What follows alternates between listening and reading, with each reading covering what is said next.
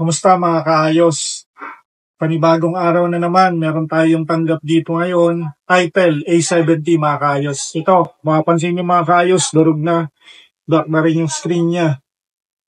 Ito mga kaayos. Oh. Palitan natin to ng bagong LCD mga kaayos. Tara. Ito na mga kaayos, natanggal na natin lahat ng tornilyo hanggang dito sa baba. Ito nga pala mga kaayos, kahit magkapalit-palit yung tornilyo nito, walang problema. Kasi magkakasinlaki naman siya. Hindi kagaya sa iPhone, mga kaayos na hindi pwedeng magkapalit-palit yung pinaka-tornilyo niya. Ngayon naman, tatanggalin natin tong cover na to mga kaayos. Sambu to. Kailangan tanggalin natin tong SIM tray para matanggal natin tong pinaka-frame na to yung sa likod niya. Kasi pag hindi natin tinanggal tong SIM mga kaayos, hindi natin to makakalas. Ito na mga kaayos, natanggal na natin tong broken LCD nung Itel A70. Ito mga kaayos, sa mga nagdi-DIY, kailangan tanggalin niyo yung mga old glue dyan sa may pinaka-frame niya para pag dilagyan niyo siya ng bagong pandikit at kinabit niyo yung bagong LCD, maayos yung pagkakalapat niya. Minsan kasi yung iba hindi na natatanggal yung mga old glue, kaya pag naglagay tayo ng bagong glue, medyo makapal na. Kaya medyo awang na yung pinaka-LCD na ikakabit natin. Saka make sure din na malinis tong pinakagitna nito mga kaayos. Kasi minsan may naiiwan dyan ng mga bubog, lalo kung may nabasag.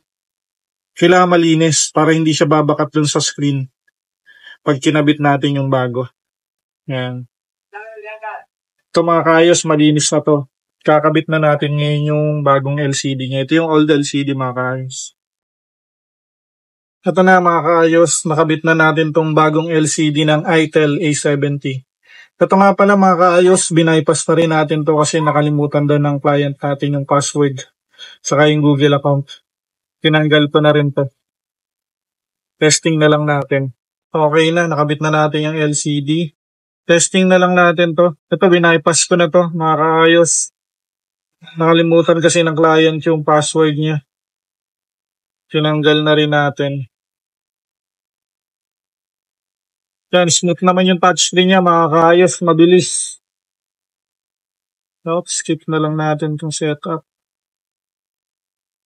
Yung touchscreen niya mga kaayos, okay. Yung display niya okay din, wala siyang dark spot. Setup lang natin to. Smooth na smooth yung touch niya mga kaayos. And skip. Okay.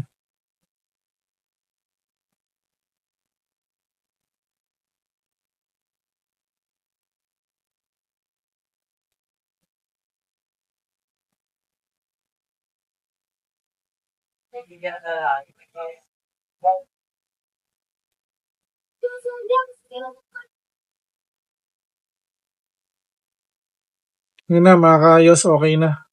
And smooth yung touch niya. Yung display niya okay din. Ayan, wala siyang dark spot.